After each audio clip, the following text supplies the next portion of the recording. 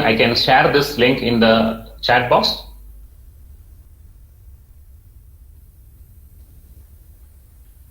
So already I have shared. Maybe somebody late joinees, you can check it.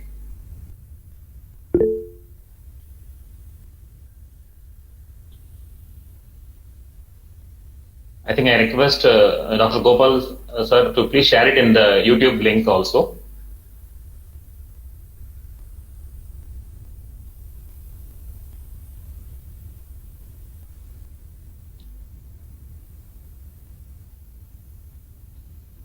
Okay. In the meantime, I just want to share a few experiences, what happened and why this particular topic will be more close to my heart to deliver to you all.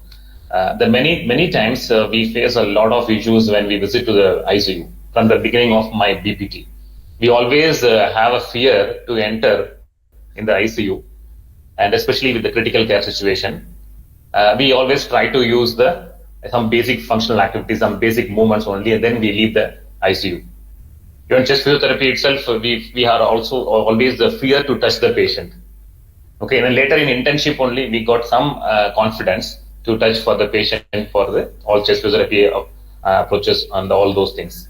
And later only when we come into the practice, while starting my practice in ICU care, intensive care physiotherapist, then only we have a little confidence, and we interact with the people of the ICU, and exclusively with the nurses and the anesthetists and respiratory therapists.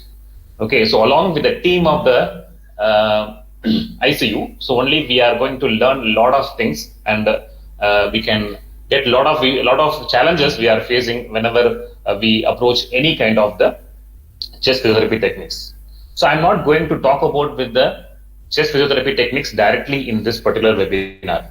So because here the majority of the population are from the final and pre-final year. So right now only you are studying about the ventilators.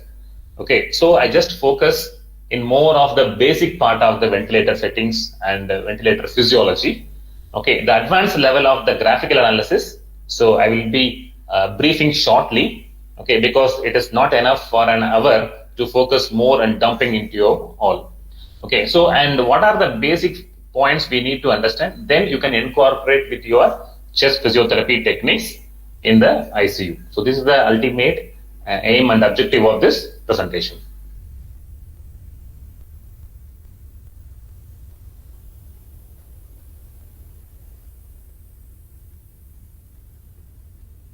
Okay, so still students are submitting their answers. Okay, let me slowly I start the session as already we are running late.